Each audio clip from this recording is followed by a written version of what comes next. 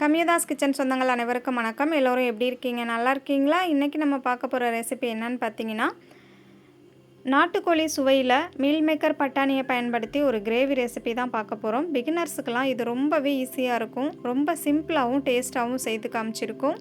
வீடியோவை ஸ்கிப் பண்ணாமல் முழுமையாக பார்த்துட்டு வாங்க. இந்த கிரேவி சப்பாத்தி, பூரி, வெண்பொங்கல், ஈவன் மிளகு பொங்கலுக்குமே ரொம்ப டேஸ்டியாக இருக்கும்.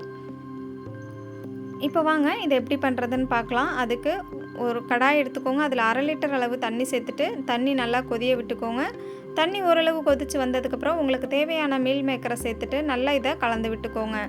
நம்ம சுடுதண்ணியில் மீல் மேக்கர் சேர்த்ததும் நல்லா பலூன் மாதிரி உப்பி வர ஆரம்பிச்சிரும். அந்த ஸ்டேஜில் ஸ்டவ் ஆஃப் பண்ணிவிட்டு இதை வேற ஒரு பாத்திரத்துக்கு மாற்றி வச்சுருங்க. முழுமையாக ஆறி வரட்டும். அந்த கேப்பில் ஒரு கடாயில் 2 டேபிள் ஸ்பூன் அளவு ஆயில் சேர்த்துட்டு 2 மீடியம் சைஸ் பெரிய வெங்காயத்தை 1 பாதியமாக கட் பண்ணிவிட்டு சேர்த்துக்கோங்க. 2 இன்ச் அளவுக்கு இஞ்சியை எடுத்துகிட்டு 1 பாதியமாக கட் பண்ணி சேர்த்துக்கோங்க. 1 கைப்பிடி அளவு பூண்டு பருக்கள் சேர்த்துட்டு 1/2 டேபிள் ஸ்பூன் அளவு உப்பும் சேர்த்துட்டு நல்லா இதை வதக்கிக்கோங்க. வெங்காயம் நல்லா கண்ணாடி பதம் வதங்கி வரட்டும். வதங்கி வந்ததுக்கப்புறமா இது கூட நம்ம தக்காளிகளை சேர்த்துடலாம். நான் 2 மீடியம் சைஸ் தக்காளியை 1 பாதியமாக கட் பண்ணி வச்சுருக்கேன். அதையும் சேர்த்துட்டு நல்லா வதக்கிக்கோங்க. இது கூடவே ஒரு கொத்து போல் கருவேப்பிலை இலைகள், 1 கைப்பிடி போல் புதினா இலைகள் கொத்தமல்லி இலைகள் சேர்த்துக்கலாம்.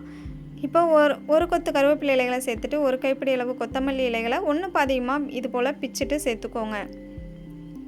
கூடவே அரை மூடி தேங்காவில் பாதி அளவு மட்டும் பயன்படுத்திக்கோங்க. நீங்கள் அதிகமாக செய்கிற மாதிரி இருந்துச்சுன்னா அரை மூடி அளவு தேங்காவும் பயன்படுத்திக்கலாம். ஒருவேளை நீங்கள் சின்ன தேங்காய் எடுத்துருந்தீங்க அப்படின்னா அரை மூடியை முழுமையாக பயன்படுத்திக்கோங்க. நான் இன்றைக்கி பெரிய அளவு தேங்காய் எடுத்திருந்தேன், அதனால் பாதி அளவு தேங்காய் மட்டும்தான் பயன்படுத்தியிருக்கேன். நான் இன்றைக்கி ஒரு 8 பேர் சாப்பிட்ற அளவுக்கு இந்த கிரேவி செய்து காமிக்க போகிறேன். தக்காளி ஓரளவு வதங்கி வந்ததுக்கப்புறம் 2 டேபிள் ஸ்பூன் அளவு பொட்டுக்கடலை சேர்த்துக்கோங்க. கிரேவி நல்லா திக்னஸாக வரணும் அப்படிங்கிறதுக்காக நான் பொட்டுக்கடலை சேர்த்துருக்கேன். நீங்கள் பொட்டுக்கடலைக்கு பதிலாக முந்திரி கூட சேர்த்துக்கலாம்.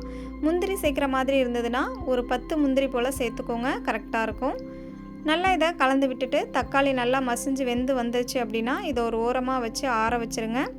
நல்லா முழுமையாக ஆறி வந்ததுக்கப்புறம் மிக்ஸி ஜாரில் சேர்த்துட்டு எந்த அளவுக்கு முடியுமோ அந்த அளவுக்கு ஃபைன் பேஸ்ட்டாக அரைச்சிக்கோங்க. அப்போ தான் கிரேவி நல்லா ஸ்ட்ரக்சராக வரும். இப்போது நம்ம ஆல்ரெடி வேக வச்சுருந்த மீல் மேக்கரை நல்லா பிழிஞ்சு எடுத்துக்கலாம். கொஞ்சம் கூட தண்ணி இல்லாத மாதிரி பார்த்து பிழிஞ்சு எடுத்துக்கோங்க.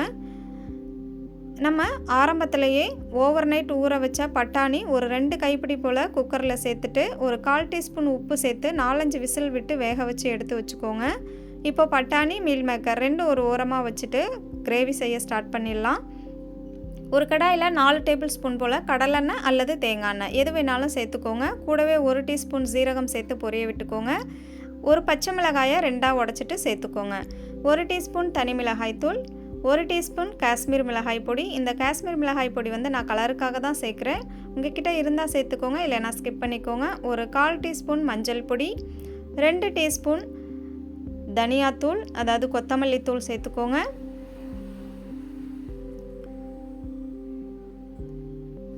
சேர்த்துட்டு கடைசியாக 1 டீஸ்பூன் போல் கரம் மசாலாவும் சேர்த்துட்டு நல்லா இதை கலந்து விட்டுக்கோங்க. கலந்துட்டு நம்ம ஆல்ரெடி ஃபைன் பேஸ்ட்டாக அரைச்சி வச்சுருக்கோம்ல தக்காளி, வெங்காயம், தேங்காய் பேஸ்ட்டு, அதையும் சேர்த்து நல்லா இதை கலந்து விட்டுருங்க. நம்ம இப்போதைக்கு ஜார் அலசிட்டு தண்ணி எதுவும் சேர்க்க தேவையில்லை. இந்த ஆயில்லையே நம்ம வதக்கி அரைச்ச இந்த பேஸ்ட்டு நல்லா வதங்கி வரட்டும். கலர் நல்லா முழுமையாக சேஞ்ச் ஆனதுக்கப்புறமா நீங்கள் ஜாரை அலசிட்டு தண்ணி சேர்த்துக்கோங்க. இப்போ இதை கலந்து விட்டுட்டு மூடிட்டு ஒரு 5 மினிட்ஸுக்கு வேக வச்சுக்கோங்க. ஸ்டவ்வை லோ ஃப்ளேமில் வச்சு நல்லா வதக்கிக்கோங்க. வதக்கினதுக்கப்புறம் ஜார் அலசிட்டு தேவையான அளவு தண்ணி சேர்த்துக்கோங்க. நான் அந்த வீடியோ கிளிப் எடுக்க மறந்துட்டேன், அதனால் உங்ககிட்ட காமிக்க முடியல. நல்லா வதங்கி ஆயில் பிரிஞ்சு வந்ததுக்கப்புறமா நீங்கள் ஜார் அலசிட்டு உங்களுக்கு தேவையான அளவு தண்ணி சேர்த்துக்கோங்க. நான் இன்றைக்கி செமி சாலிடாக இருக்கிற மாதிரி கிரேவி செய்ய போகிறேன். சப்பாத்திக்கு தொட்டு சாப்பிட்றதுக்கு சூப்பரான ஒரு கன்சிஸ்டன்சியாக இருக்கும். அதனால் இந்த அளவுக்கு நான் தண்ணி சேர்த்துருக்கேன். பாருங்கள், தண்ணி சேர்த்துட்டு நல்லா மூடிட்டு ஒரு 5 மினிட்ஸ்லேருந்து 10 மினிட்ஸ் வரைக்கும் கொதிக்க வச்சுக்கோங்க. அப்போ தான் நல்லா ஆயிலெலாம் பிரிஞ்சுட்டு நம்ம சேர்த்துருந்த மீல் மேக்கர்லாம் நல்லா சாஃப்டாக வெந்து வந்திருக்கும்.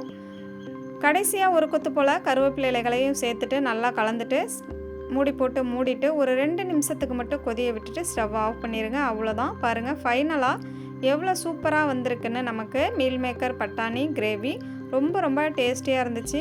கண்டிப்பாக சொல்கிறேன், இது நாட்டுக்கோழி குழம்பு எந்த சுவையில் இருக்குமோ அதே சுவையில் இருக்கும். நீங்களும் உங்கள் வீட்டில் ட்ரை பண்ணிவிட்டு உங்களோட எக்ஸ்பீரியன்ஸை கண்டிப்பாக என் கூட ஷேர் பண்ணுங்கள்.